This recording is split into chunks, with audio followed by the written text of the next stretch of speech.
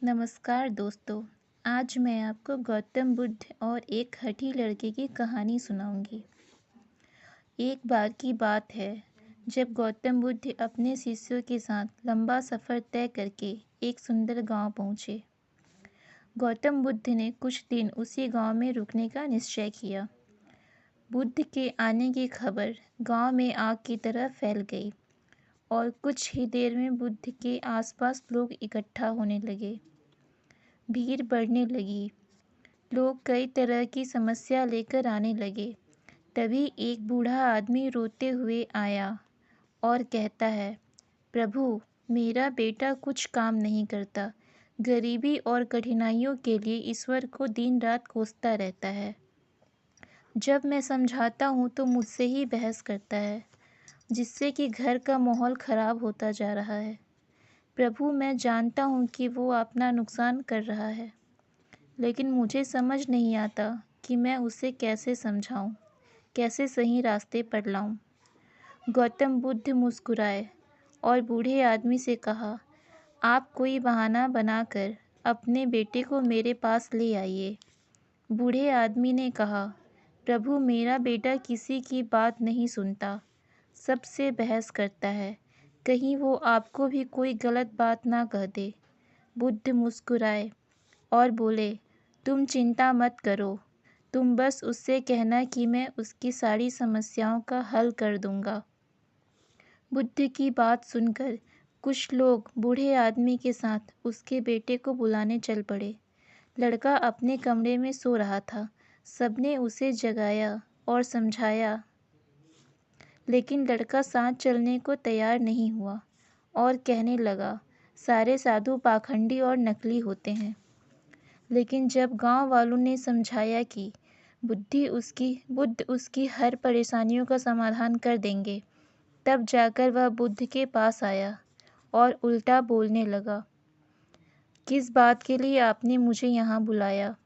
अगर आप चाहते हैं कि मैं ईश्वर को कोसना बंद कर दूं, तो ऐसा नहीं हो सकता, क्योंकि ईश्वर ने मुझे इस बेकार शरीर के अलावा दिया ही क्या है। धन, जो सबसे ज़रूरी है, वह मुझे नहीं मिला। अगर आप मेरी धन की समस्या खत्म कर सकते हैं तो ठीक है, नहीं तो यहाँ से आगे बढ़िए।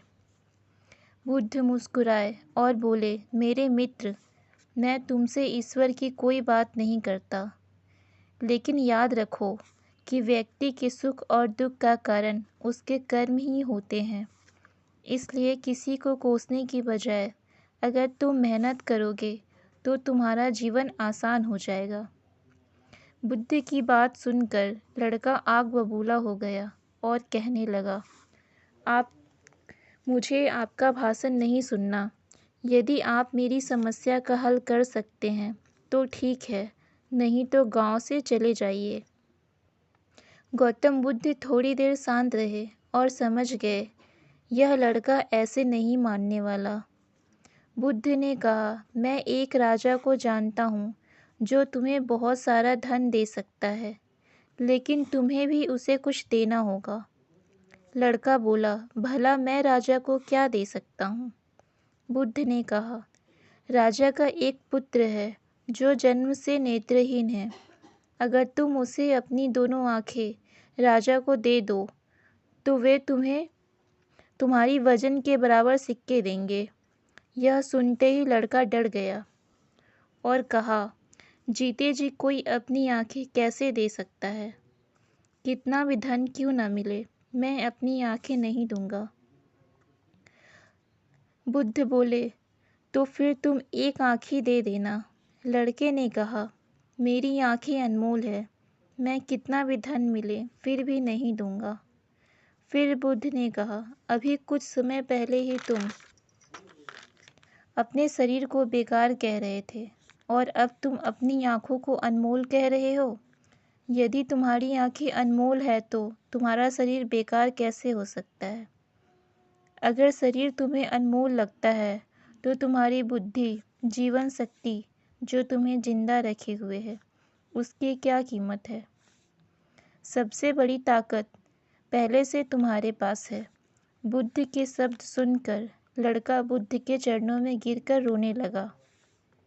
और कहा, मैंने बहुत बार कोशिश की लेकिन मैं कुछ नहीं कर सका, इसलिए मैं इतना हताश और करक हो गया हूँ।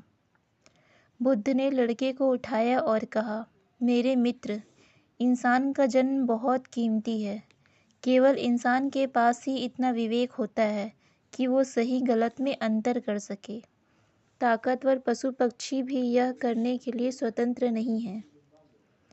इसलिए अपने शब्दों की ताकत को पहचानो और किस्मत को कोसना बंद करो। जब सर पर परेशानी आती है तो हम सब नकारात्मक हो जाते हैं और भूल जाते हैं कि हमारे पास कितनी सारी कीमती योग्यताएं हैं।